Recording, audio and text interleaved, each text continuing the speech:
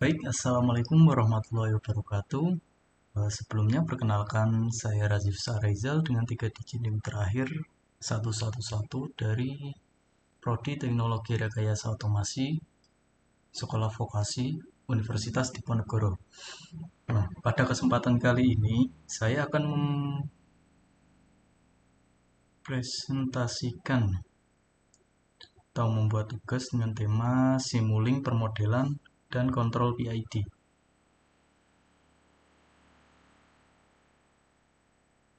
Nah, tujuan dari video ini adalah untuk memahami bagaimana cara membuat model sistem dinamik di Simulink dan menerapkan kontrol PID untuk menstabilkan sistem tersebut. Nah, ada beberapa model yang akan dibahas yaitu tank level, mass spring, damper, DC servo motor, dan water car model. Nah, mari kita mulai dari model pertama, yaitu model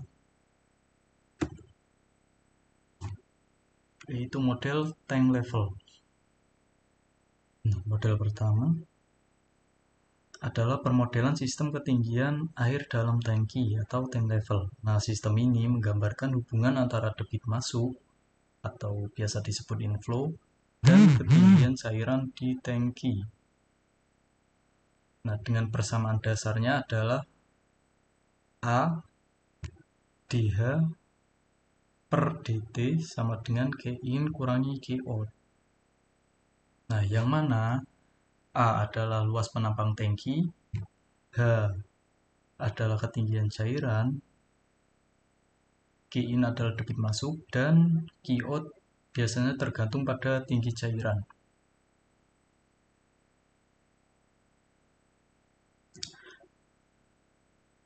Nah, dalam Simulink model ini dibuat dengan menggunakan blok integrator untuk H dan gain untuk 1 per A, serta input dari step atau konstan sebagai Q in.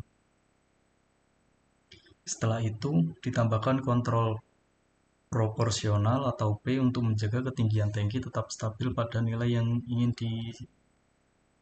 diinginkan. Nah,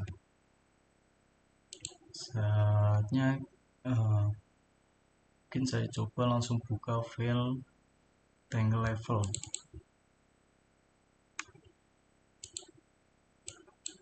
Nah, di dalam Simulink muncul seperti ini ya, ada step dan sebagainya. Nah, selanjutnya kita coba run. Nah, maka hasil output dari model tank level control ini, hasil grafiknya akan seperti ini.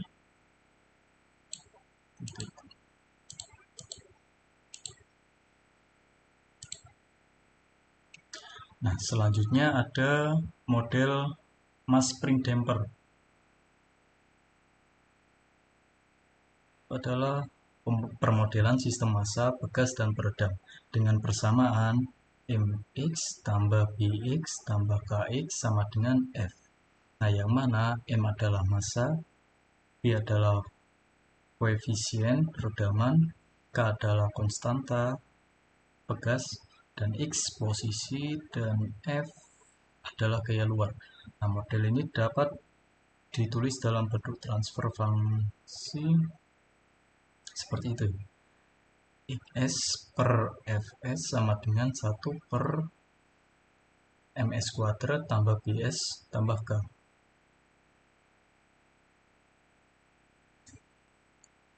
Di Simulink digunakan blok transfer function dengan parameter tersebut kita dapat memberikan input berupa step force dan mengamati respon posisi terhadap waktu. Kemudian bisa dianalisis efek dari perubahan redaman terhadap sistem. Mari kita praktekkan. Ini mass spring damper.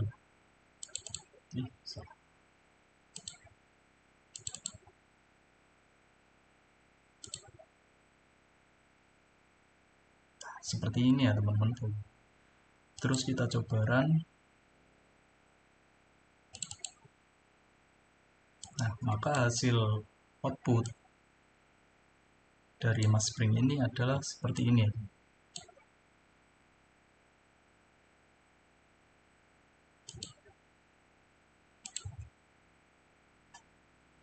Oke, selanjutnya kita masuk ke DC servo motor.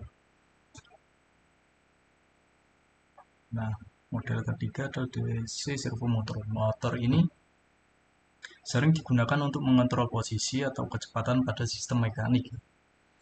Nah, persamaan dasarnya adalah delta S per V sama dengan K per GS plus B L dikali LS plus R plus K kuadrat. Nah, yang mana G adalah momen inersia dan V redaman Virgos, K konstanta motor, E resistansi, L induksi. Dalam Simulink dibuat model dengan blok transfer function sesuai persamaan di atas. Kita dapat memberikan input tegangan, step, dan mengamati sudut output dari motor. Nah, kita coba buka.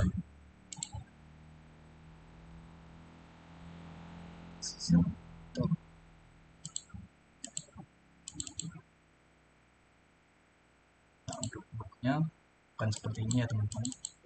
Bisa dilihat di sini. Terus coba kita run. Maka hasil bentuk gelombang output bakalan seperti ini ya. Ini untuk DC servo motor. Nah, untuk selanjutnya ada kontrol PID. Nah, setelah memahami model-model sebelumnya, kini kita terapkan kontrol PID. Kontrol PID ini terdiri dari 3 komponen, yaitu UT sama dengan KP E tambah KI integral E dt plus KD DE dt.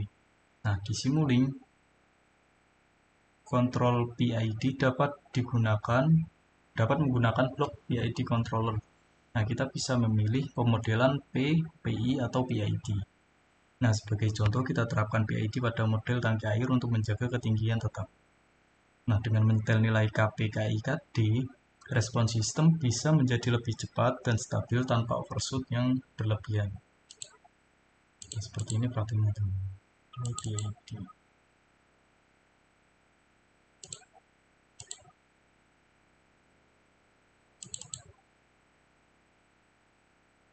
Nah, ini jika nanti sudah sampai itu tidak bakalan overshoot.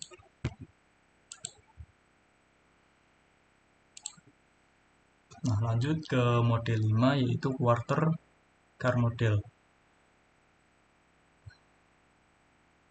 Permodelan ini biasa digunakan untuk mensimulasikan sistem suspensi kendaraan. Nah, model ini hanya mengambil seperempat dari total massa kendaraan dan dapat digambarkan dengan 2 massa, yaitu ada massa bodi dan massa roda.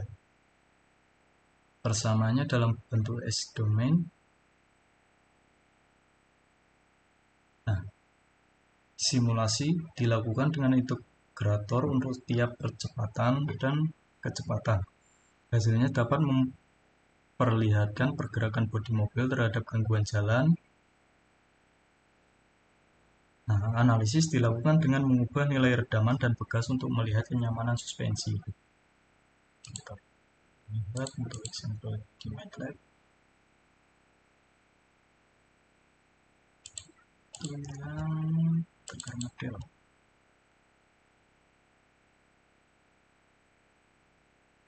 Seperti ini teman-teman.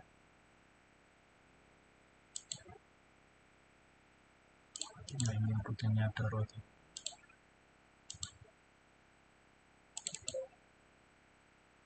Nah, untuk gelombangnya bakal seperti ini.